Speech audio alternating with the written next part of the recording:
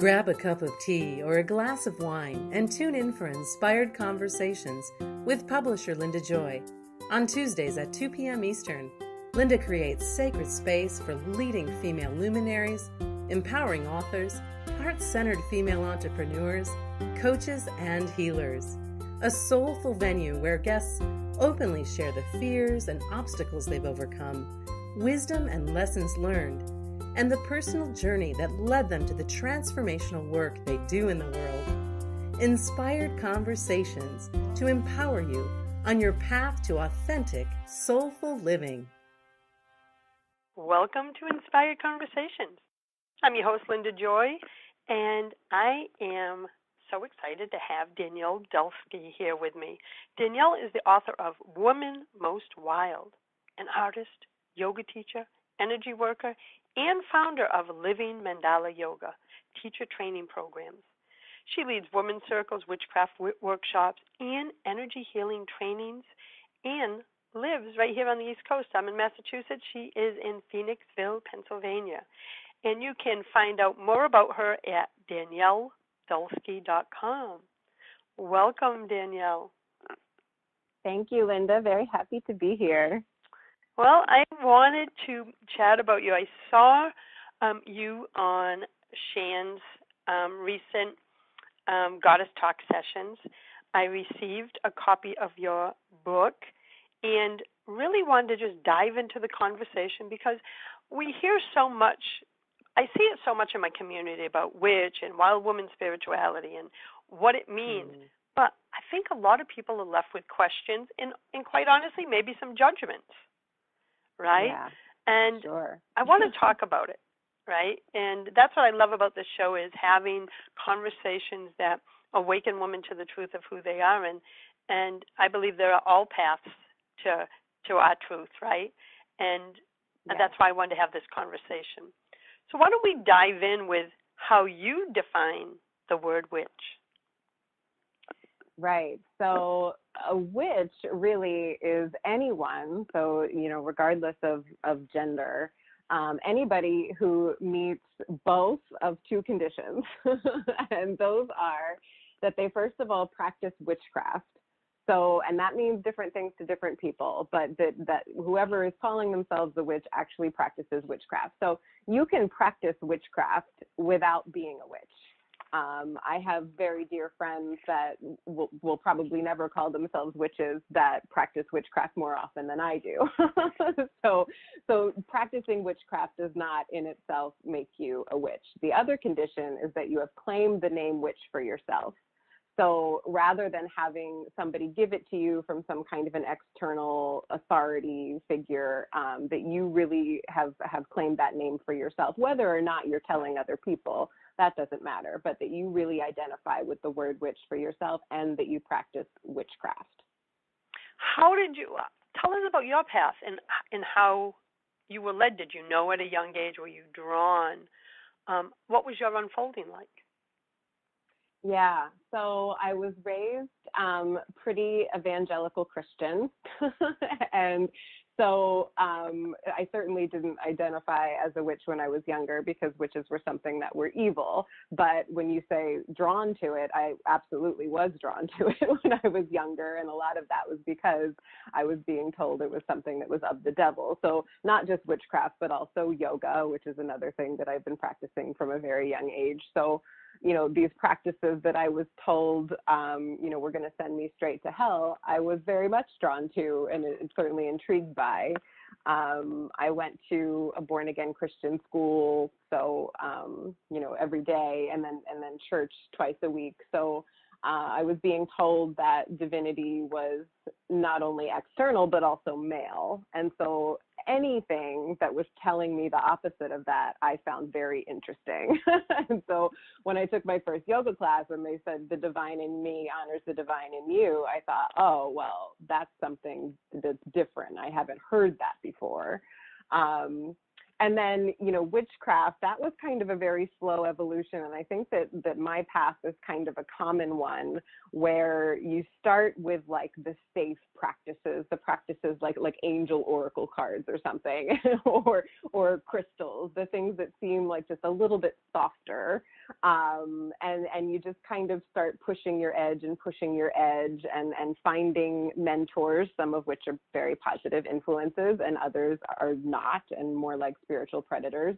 So that was how my path really unfolded. And it was around when I was 25 and I had my first son that I was really throwing myself into the craft as much as possible. I knew in my bones that I was a witch, and I decided, and it was an actual like strategic decision during one of those dark night of the soul evenings when you're nursing your baby and it feels like you're like the only person in the world and it's very lonely. Where I decided, if I want my son, this baby, to be as authentic as possible, then I need to stop hiding such a huge part of who I am. And I was hiding it. Like I was, physically hiding all of my burning bowls and my herbs and all of that. So I decided that I just wasn't going to hide it anymore. And so it didn't come with this great proclamation that I was a witch that was made publicly or anything, but it did, people would ask me what my spiritual path was. I started to tell them, and it kind of evolved from there. So finding my community and my circle and all of that, happened after this decision that I was going to be as spiritually authentic as possible and not hide such a huge part of who I was. I love that, and that's what really my brands are all about, including Aspire magazines, about getting women to live from the inside out and connecting with their authentic voice and truth, whatever that may be, right? Right. And to show up the way that they were created, the way their soul leads them to. And like I said at the beginning, every path is different, right? And who are we to judge any path? And that's why I love these conversations because, for one, I have a personal question. What's the difference with, I always hear the word pagan and witch. Is it the same or is it different? Or is pagan the path? Right. So, some people would tell you that there is no difference. For me, pagan is anything that isn't Christian.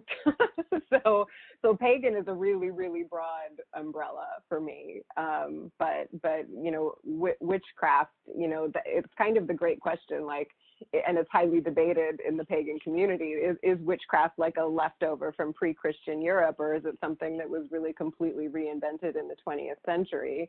And I think that you can argue either side really effectively.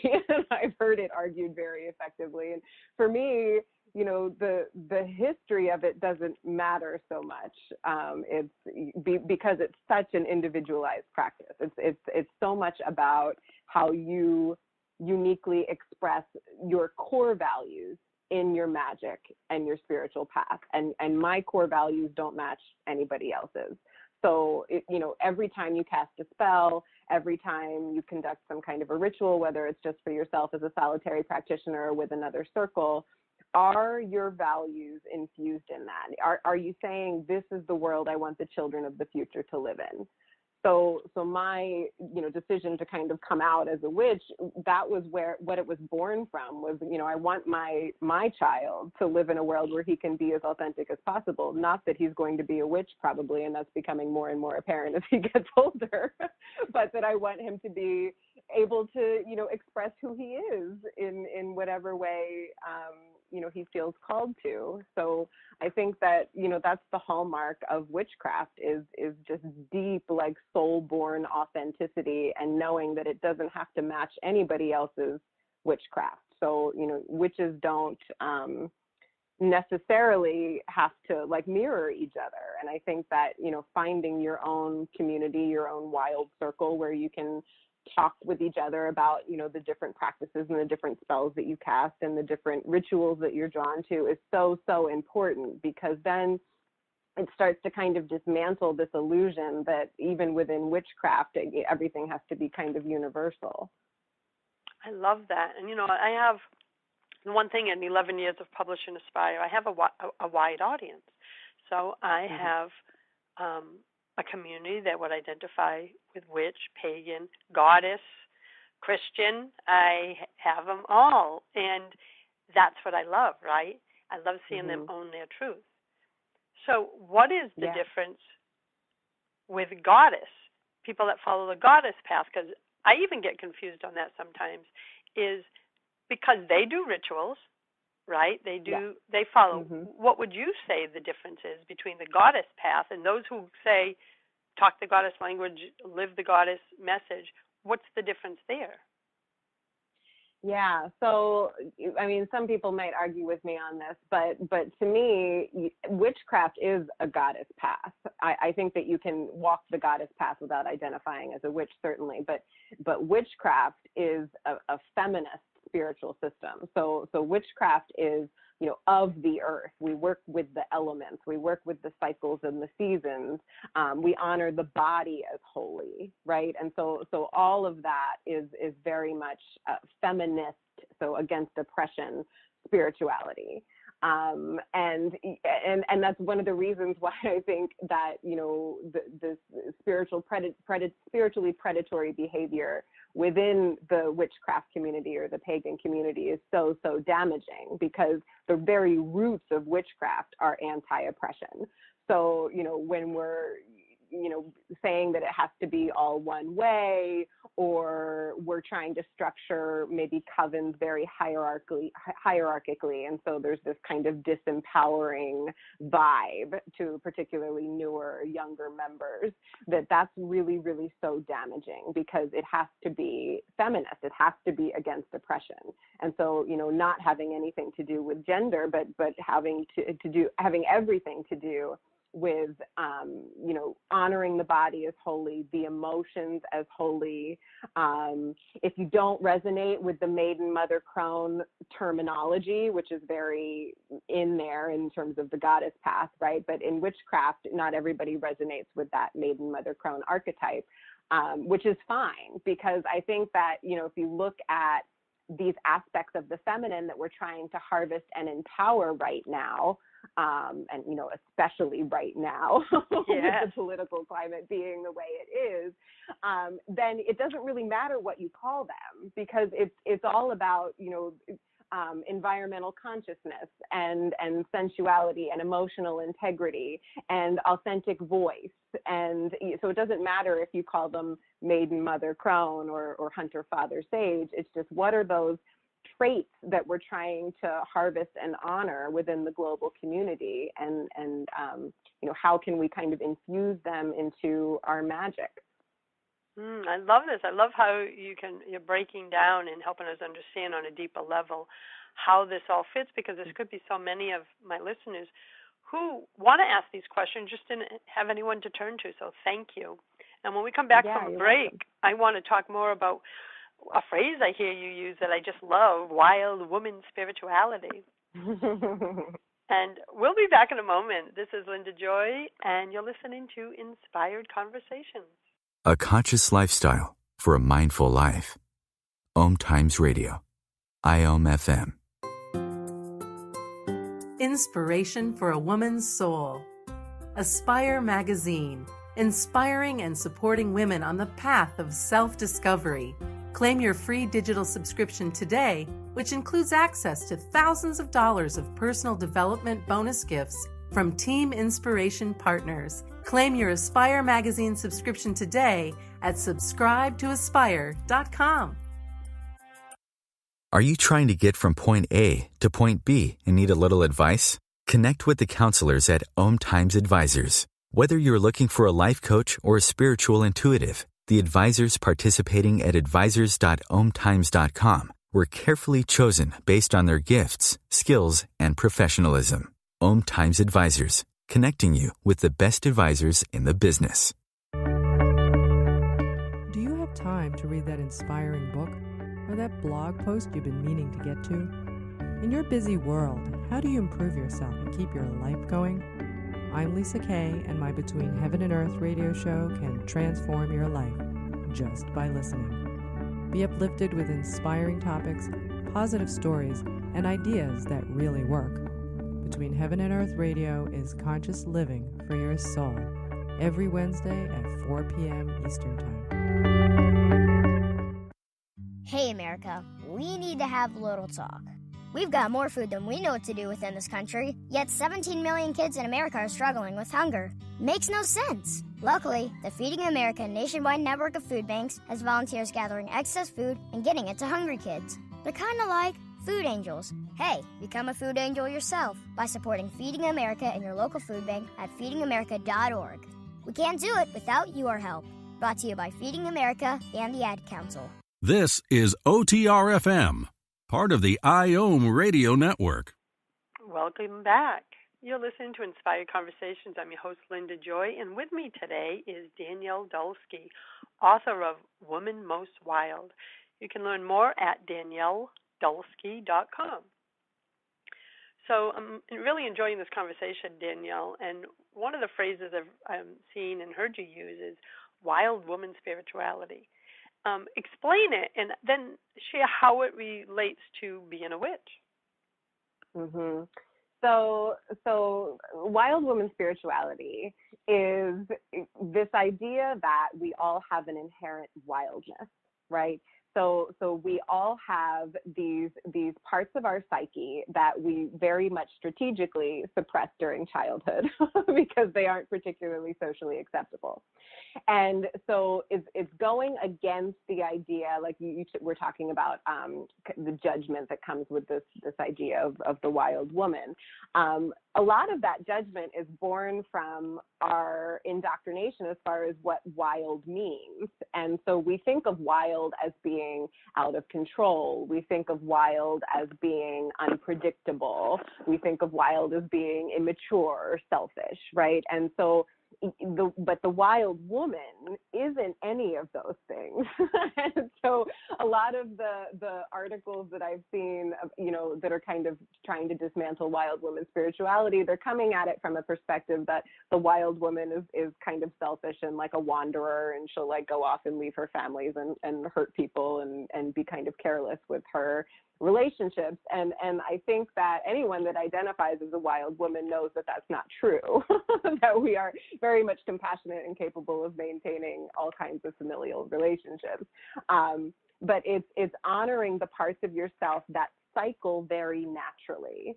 So, one of the most damaging phrases I think that we use is, well, that's not like you. And I think that, our parents tell us that a lot when we're younger. Well, that's not like you. Why did you do that? And it's like, who are you to say that that's not like me? Yeah, because we all have shadow and light, right? Right, exactly.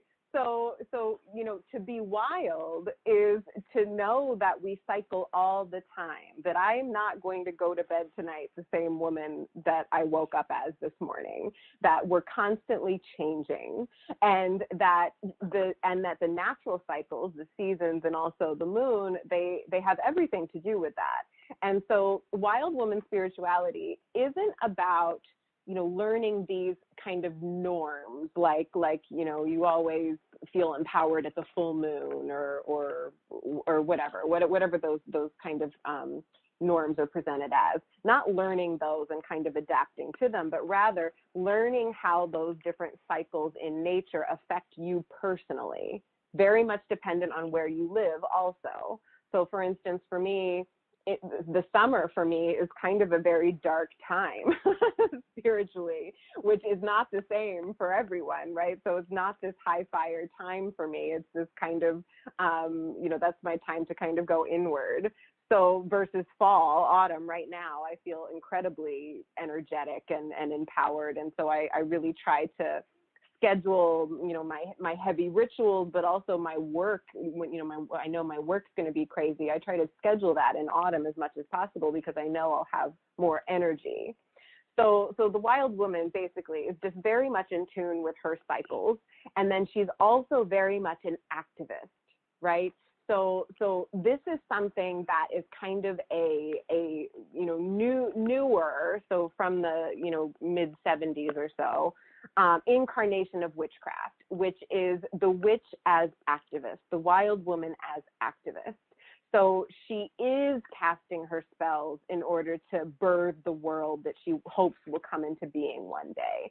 She is standing up for the earth and for oppressed populations. She is, using her voice in ways that she feels as authentic as possible. And it's not selfish. So it's not just this idea of the wild woman or the witch, like, carving prosperity symbols into a candle in her kitchen and trying to invoke, money for herself or something like that. It's not just that. It's also, having her stand up for the global community. So it's always like, looking at the cycles, having them inform your magic, but then also using your magic to birth the world of the future into being that you hope will come to fruition. That's beautifully said. There's a paragraph of yours I'd love to read because I just thought it was so beautifully said. And you wrote, "Witchcraft is a spiritual practice of wild communion, of acknowledging the kinship human beings have always had with the cyclical ways of the world. And for many of us, it's the precise medicine we need brew to remedy the ailing parts of ourselves, our environment, and our global community." I think that really encapsulates everything you just shared about what wild woman spirituality is. Yeah, right. So in many ways, it's like the opposite of this perception of the wild woman as being very selfish, because it's not that at all. It's that perspective that the wild woman is selfish, that comes from, she knows herself. She, has dug really deeply into the wounds of childhood, and you said shadow and light. So, she knows these parts of herself that might seem very dark and so were rejected during her younger years, and has really tried to harvest them. So it's not selfish, it's self-knowledge, like to the nth degree. I like that self-knowledge. And I also like what you had shared earlier is that comment that a lot of parents is, "That's not like you." That's like saying, when your shadow side comes up, I'm judging, you're being judged for it. So what happens is you stuff it down. And then you never really truly in balance when you stuff it down, because we are all light and dark.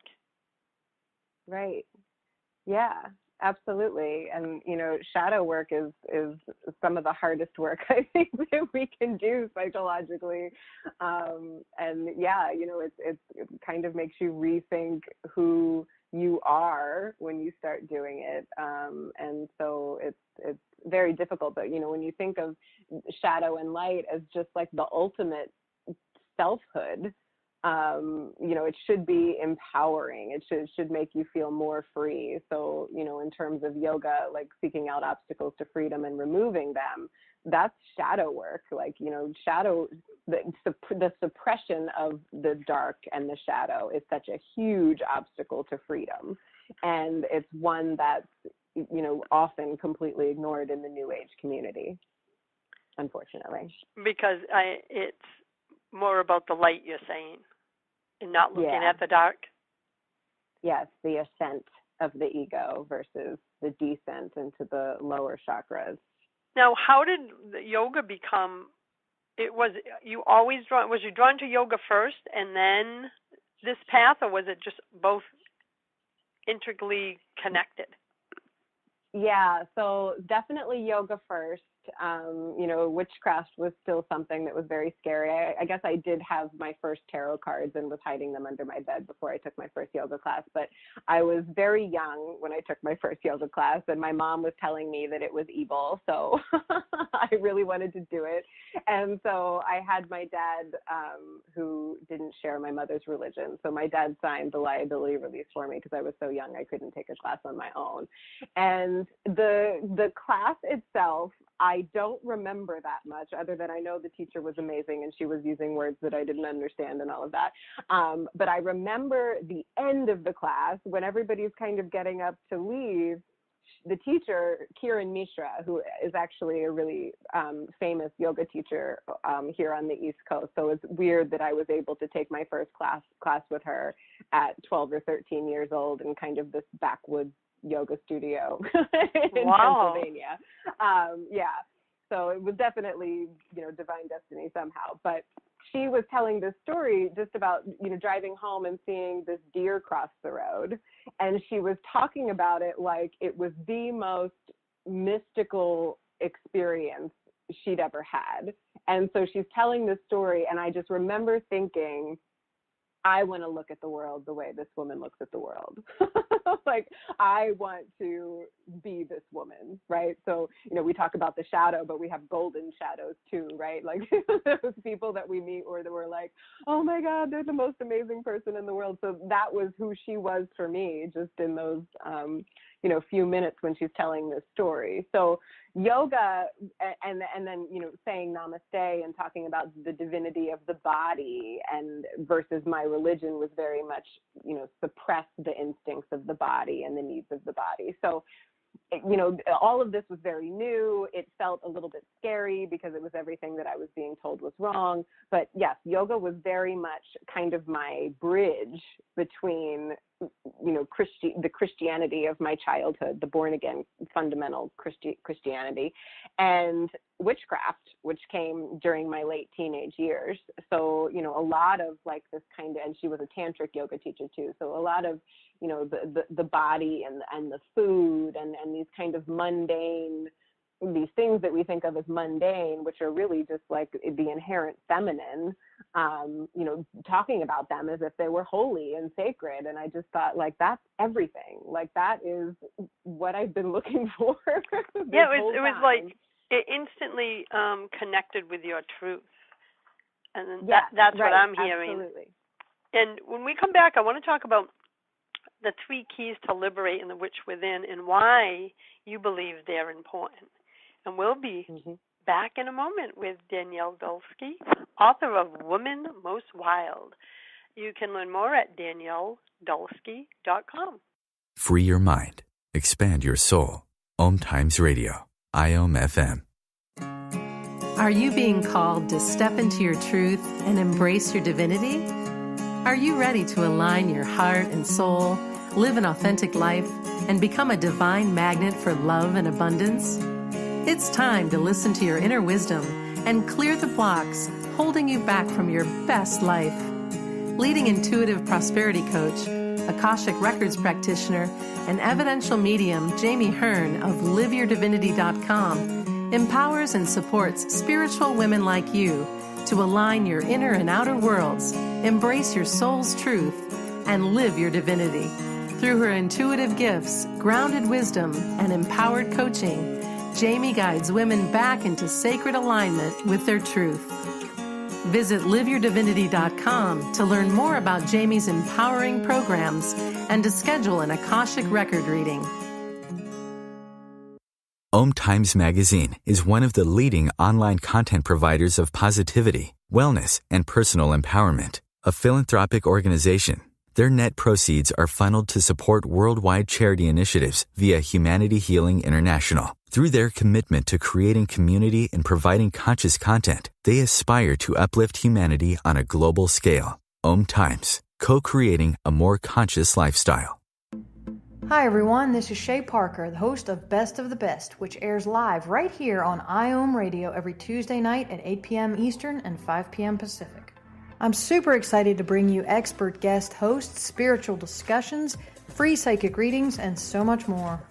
I can promise that you will not want to miss this one-of-a-kind, fun, yet touching, down-to-earth show. Join us every Tuesday night at 8 p.m. Eastern, 9 p.m. Pacific on OTR-FM. This is Shay Parker, and I can't wait to see you there. The number one reason girls drop out of school in sub-Saharan Africa is lack of access to feminine hygiene products. The Pads for Schoolgirls Project, an outreach of Humanity Healing International, is changing this paradigm by setting up sewing programs at schools, teaching girls a vocational skill, while producing the reusable pads that help keep them attending classes. The girls pay it forward by making and giving pad kits to other girls in need. To learn more, visit humanityhealing.org. Humanity Healing is where your heart is. A conscious lifestyle for a mindful life. OMTimes Radio. IOM FM. Hi, you're listening to Inspired Conversations. I'm your host, Linda Joy, and with me today is the author of Woman Most Wild, Danielle Dulsky. She's also an artist, yoga teacher, energy worker, and founder of Living Mandala Yoga teacher training programs. So, Danielle, What are the 3 keys to liberating the witch within? What have you discovered in the work you've been doing, your own path, but as well as the work you've been doing in the world about this, and why are these 3 keys so important? Yeah, so this book was kind of born out of the work that I started doing with women where I live here in Pennsylvania, and it was primarily yoga teacher trainings, but then also women's circles and moon circles. And so what I started to notice was, and I was very much afraid, I should say, of having a circle up until about not even 10 years ago, so really 9 years ago, because I had such a negative experience when I first came out as a witch with a kind of predatory coven. So I had this experience where I was like, well, I'm never going to have a circle again. I'm never going to tell anybody what I do. I'm running back screaming into the broom closet.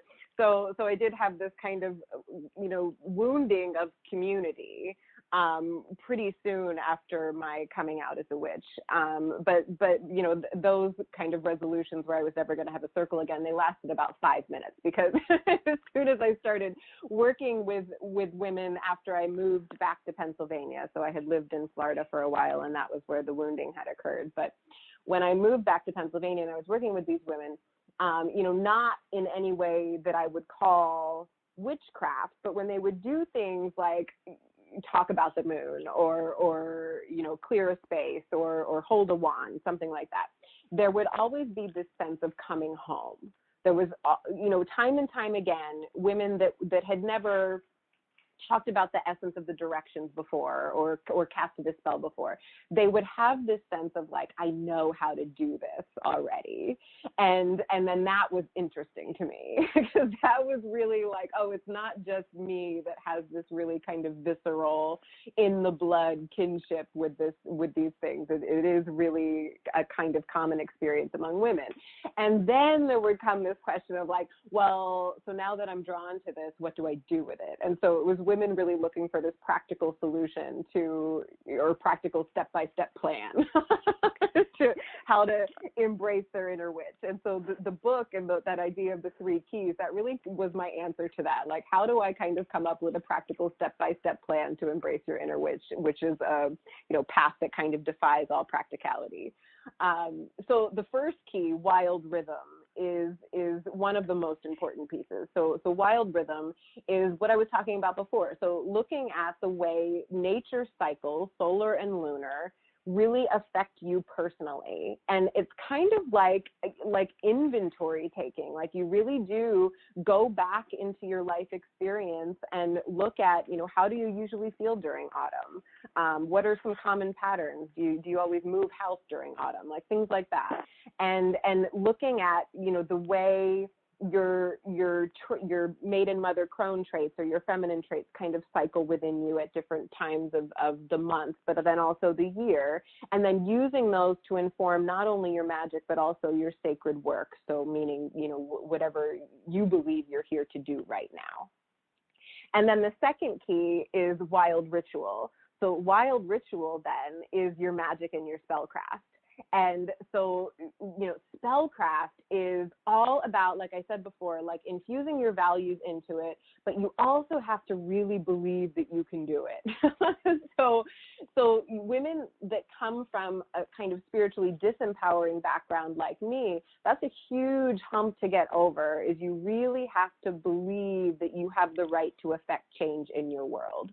And so, if you have, this idea that your will has been defeated or that you don't really have the right to do this, then that can really affect, the power of your witchcraft, of your spellcraft. So it is, it's a practice. So you keep doing it, you find what works.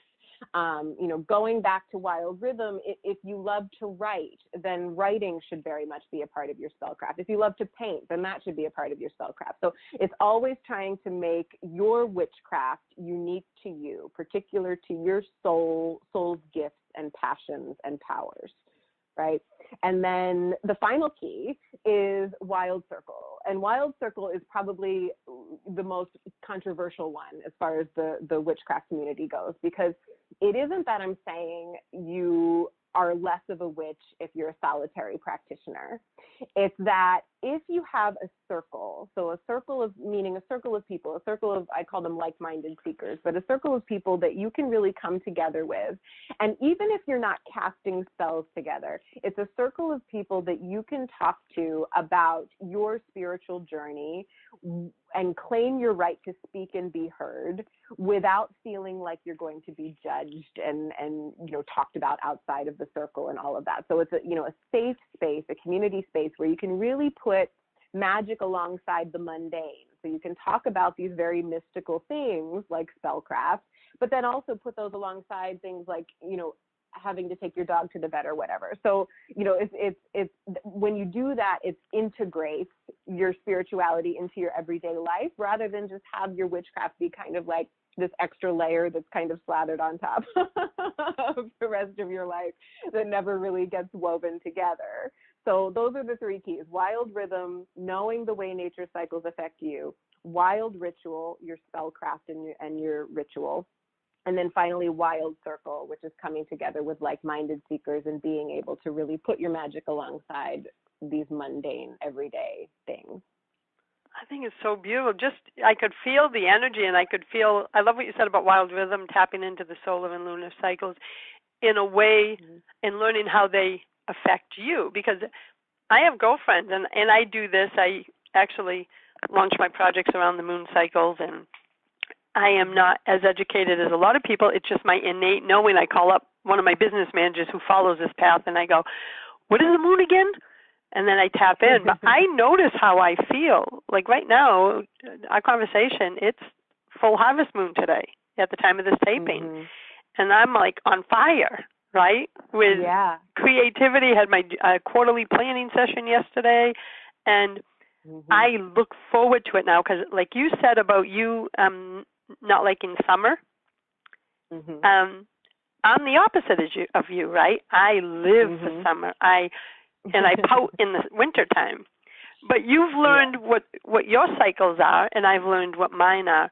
So part of wild rhythm is really learning it and embracing how we're affected by these the solar and lunar. Yeah, and just like you said, and then use that as a power source. So not necessarily, so for instance, for me, like knowing that the summer is kind of my low time, I could let that be very disempowering. I could let that. You could judge yourself as lazy or unmotivated, and that's what I see happen all the time. They don't understand they're being affected by the moon. So I see women judging themselves. I'm like, have you ever thought of just tapping in and listening to your body? Right, exactly, because that is where the power comes from. Don't feel defeated by it because it's so empowering to know what your unique cycles are. And then not to let that knowledge trap you though. So, I could, a couple of years from now, maybe summer will be my high fire time. I don't know.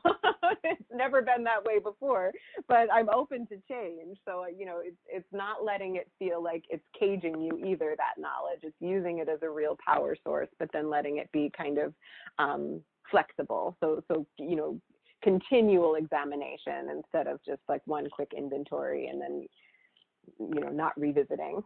And I love that. And I've personally unfolded gradually on all of this, but I really believe it. And I think I came to believe it because I could feel the difference at certain moon cycles in my energy, my creativity, my body.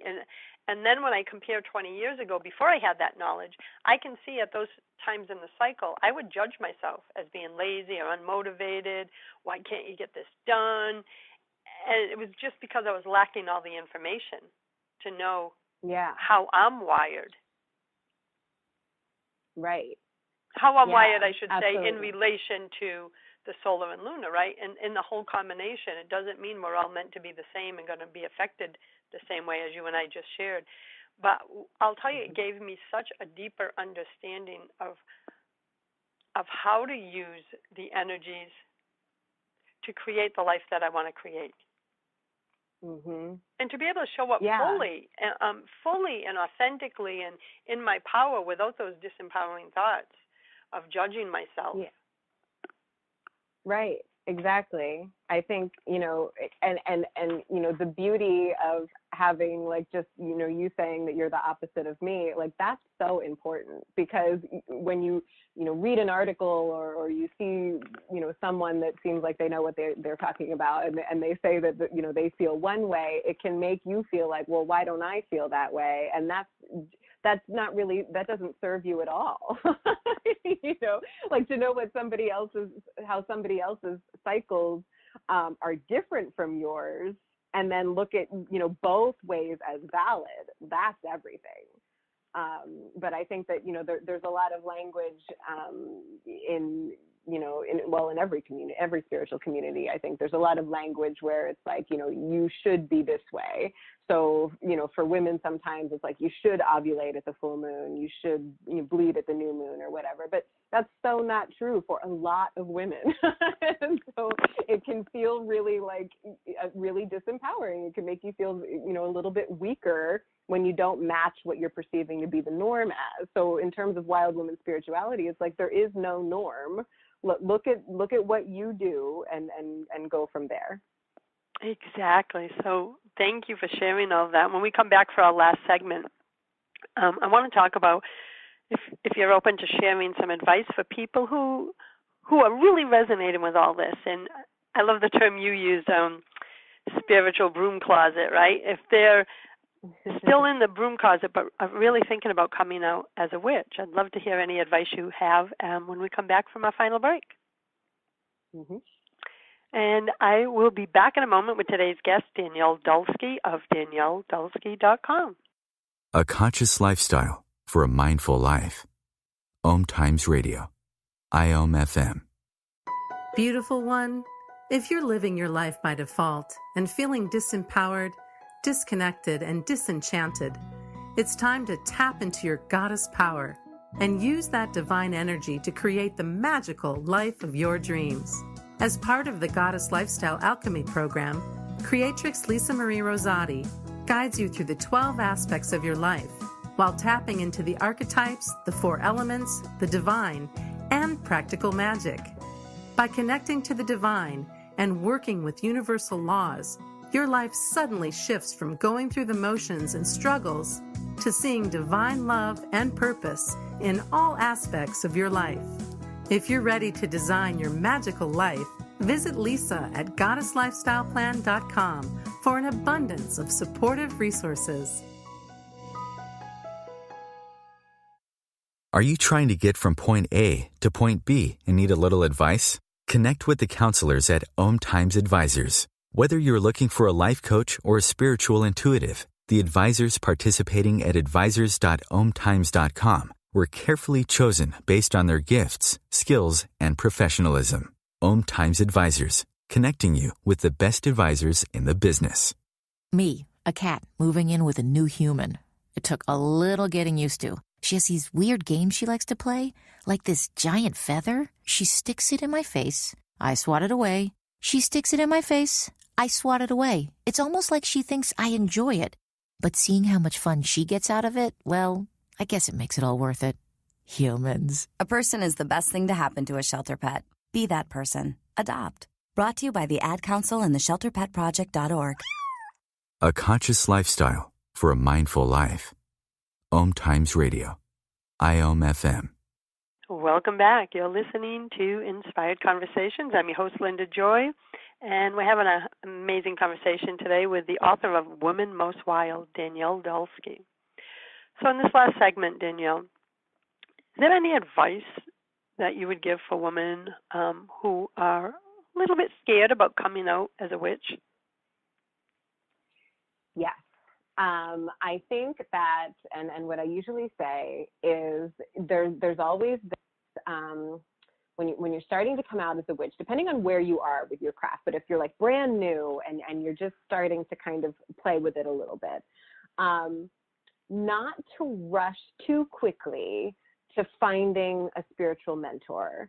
And I say that because it's important to be able to stand on your own 2 feet in your craft, to know enough about your cycles and what you're drawn to in your magic and what you're really looking for in terms of philosophy, and training before you go to find a mentor, because the diversity in the witchcraft community as far as, learning and mentorship goes is absolutely immense. And unfortunately, there's also a lot of spiritually predatory behavior in any spiritual community, but even in the pagan community, it's there. So it's important to be able to, kind of investigate enough on your own before you rush to look for a spiritual mentor. And I'm not saying that spiritual mentorship is like negative or anything. I think that it's a beautiful thing, and that you do need to kind of find somebody that can inspire and empower you. That's the biggest thing.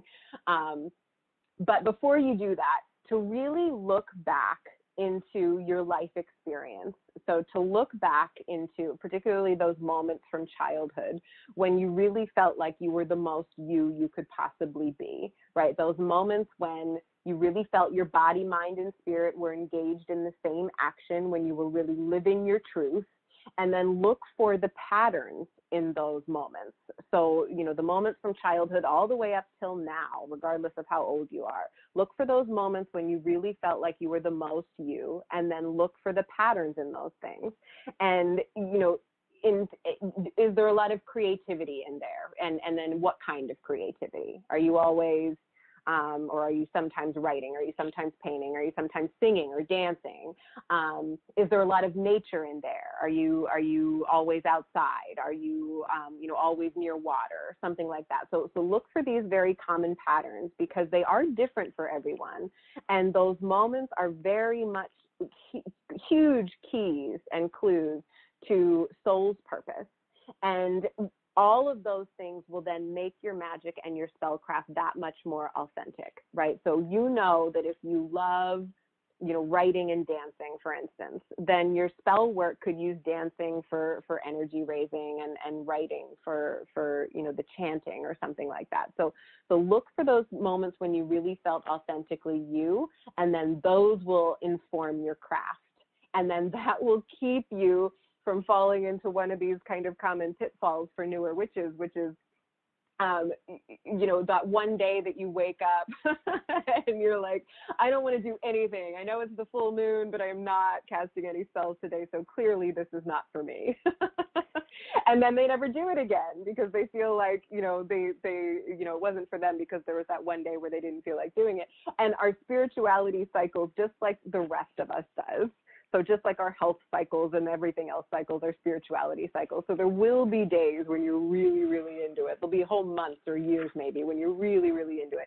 And then there'll be these times that are kind of like the spiritual fallows, where we don't really feel called to our craft, and that's okay. But when you make your magic, informed by those authentically you moments, then it is that much more meaningful for you, and you don't fall away from it quite as easily as you would if you were just kind of mirroring somebody else's craft. I love that, because it's about being true to yourself. Right, exactly. And it's so, witchcraft is such an accessible and flexible practice. There's absolutely not one way to do it. And so, it'll meet you where you are. And where you are is really where you've always been. So it's like, look back into your life experience and into those things that you've always been drawn to, and don't feel guilty because it's common to kind of look back at those moments and realize that you haven't had any of those moments recently. So not feeling guilty about that either, because we can always, infuse more of these feeling mind moments into our everyday experience.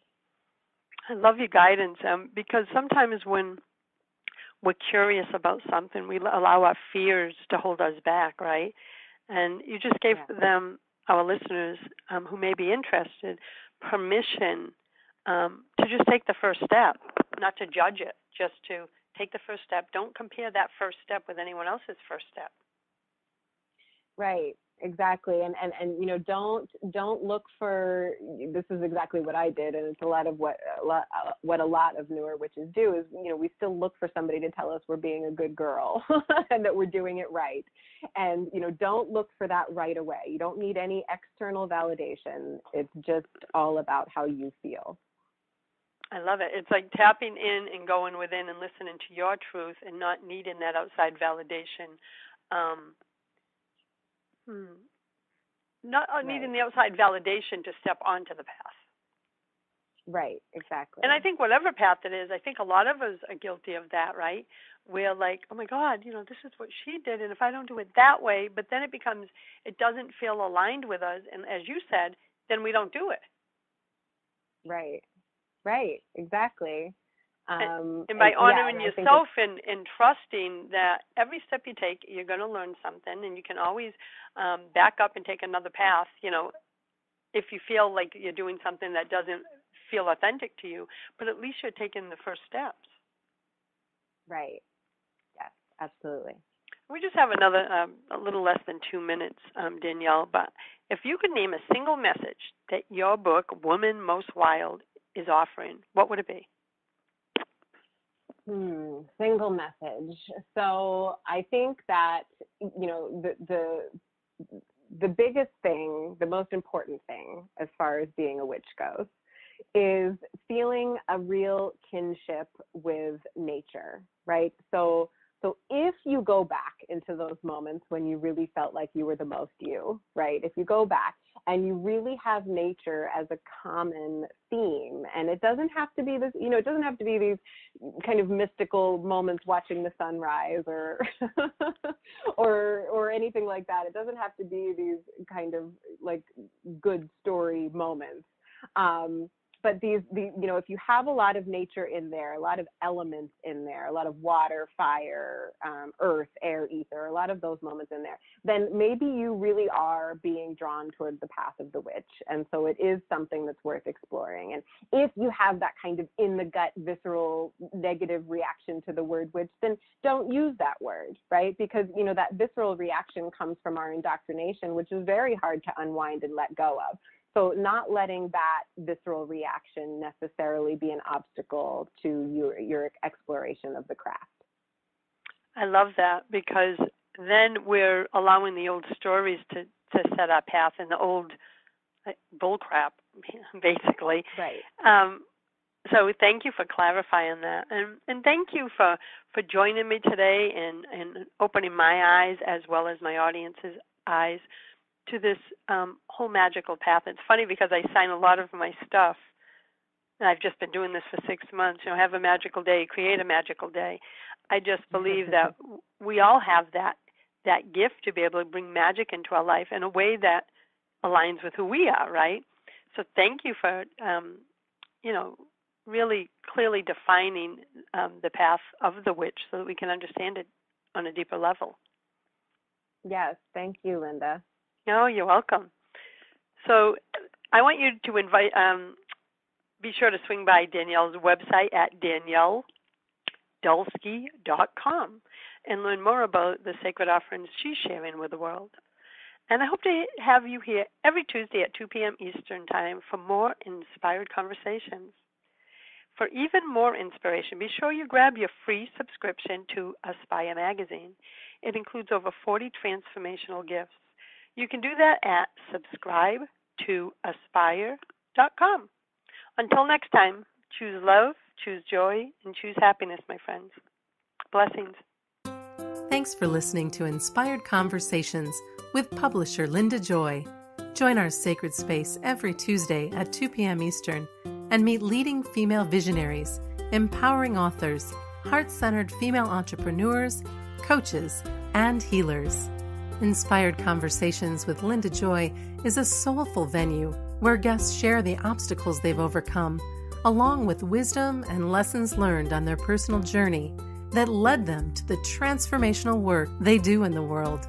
Inspired Conversations to empower you on your path to authentic and soulful living.